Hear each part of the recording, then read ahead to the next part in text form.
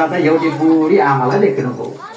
कर्दम ऋषिले सोध्नुहुन्छ, देवी तिमी को हौ, तिमी कहाँबाट आएको, मेरो आश्रममा किन बसेको भनेर सोद्धा उनले भन्छन्, म त हजुरकै श्रीमती हुँ नि। हजुरलाई जब मेरा पिताजीले विवाह गरिदिनु भयो तत्पश्चात हजुरकै सेवा गर्दै गर्दै हजुरको आश्रमको रेखदेख गर्दै गर्दै म बसेको छु। त्यसै कारणले अब हजुरले मलाई प्रसन्न हुनुहुन्छ भने एउटा वरदान दिनुहोस्।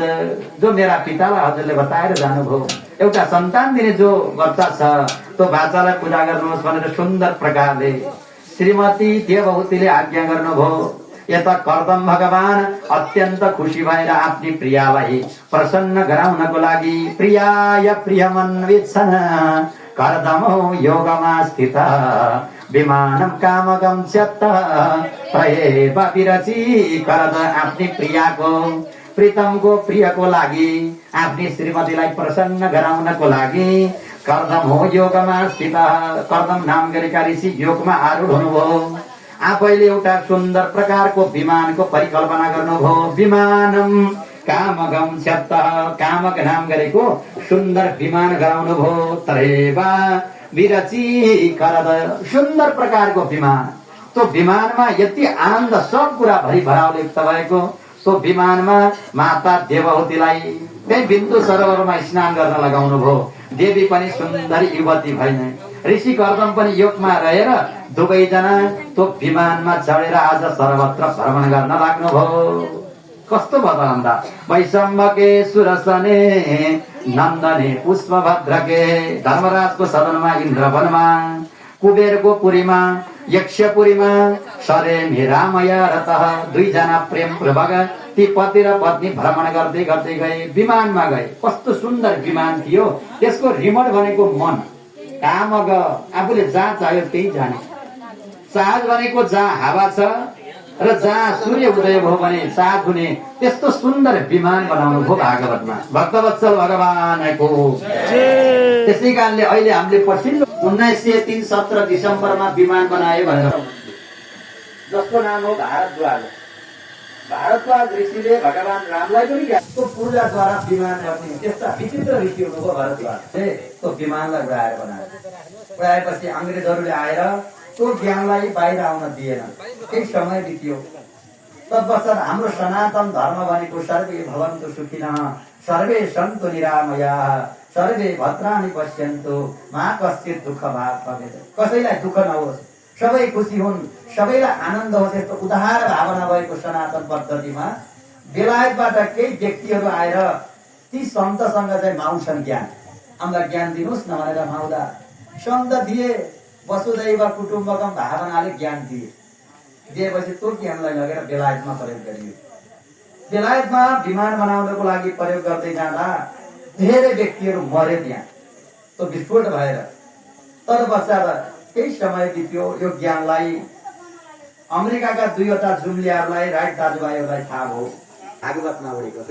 कति महान हाम्रो सनातन धर्म।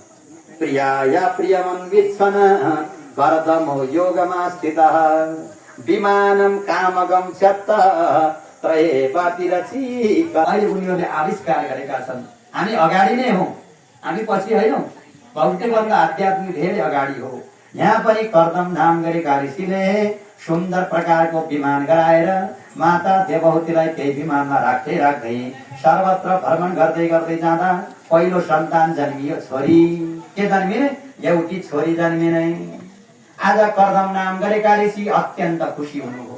किन त सज्जन जन समाजमा छोरी जन्मिन् भने व्यक्तिले चाहिँ नाक उचाल्छन् है, गर्छन्, त्यसले खुसी हुँदैन। तर कर्दम नाम गरेका ऋषि अत्यन्त खुसी हुनुभयो। किन त पुत्र एउटा भाग्यले पाइन्छ, पुत्री 100वटा भाग्यले पाइन्छ। त्यसै कारणले पहिलोचोटि लक्ष्मीको आगमन भयो भनेर सौभाग्य मेरो रहेछ भनेर खुसी हुनुभयो। केही समय बित्यो। दोस्रो वर्षमा फेरि अर्की सन्तान, तेस्रो वर्षमा फेरि अर्की छोरी। एउटी दुईटी हुन् र हजुर 9वटी छोरी हुँदाखेरि पनि कर्दम नाम गरेका ऋषि खुसी भएर राख्नुभयो। अब आजकल 9वटा त के है, 2टा भयो भने अनि भ्रूण हत्या। भ्रूण हत्या हुन ठुलो पाप केही छैन शास्त्रले भन्छ। त्यसै कारणले सन्तानको हत्या गर्नुभन्दा ठुलो पाप शास्त्रले केही बताउँदैन। किन त कन्याको महत्व धेरै छ। उहाँको बुवाको भन्दा पनि आमाको महत्व शास्त्रले धेरै बताएको हुनाले आज 90 सन्तान जन्मिने जेलसम्म प्रसन्न भएर आज राजा त्यही रहँदै रहँदै कर्दम नाम गरेका ऋषि झट्टै भत्तै जाँदा सतम व्यति शरद कमलाल सयो र मना 100 वर्ष बित्यो। 100 वर्षको अन्तरालमा त्यही नजिक एउटा ऐना रहेछ ठुलो खालको। कर्दम नाम गरेका ऋषिले ऐनाको निकटमा जाँदा एउटा कपाल फुलेको देख्नुभयो। माता देवौतीलाई बोलाउँछे, देवौती यताउता किन श्रीमान ज्यू बताई बक्स्यो पतिदेव भन्दा हेर त कहाँको ध्यानमा बसेको म आज ध्यान पूजा पाठ सारा छोडेर रमन गर्दै गर्दै जाँदा 100 वर्ष बितिसक्यो। आज 100 वर्षमा भगवानको नाम पनि जप्या छैन, भगवानको कीर्तन छैन, भजन छैन। आज बाहिरिने रङ्गी चङ्गमा बित्यौं। भगवानले त चिठी पठाइसक्नु भएछ, एउटा चिठी भगवानको आइसक्यो। हे देवी अब हरिभजन गर्नुपर्छ, बस्न हुँदैन भनेर माता देवौतीलाई भन्न लाग्नुभयो। हेर न हेर ऐना हेर कपाल फुलेको अझै पनि हरि नाम केलाई भुलेको। हेर न हेर ऐना हेर कपाल फुलेको अझै पनि हरि नाम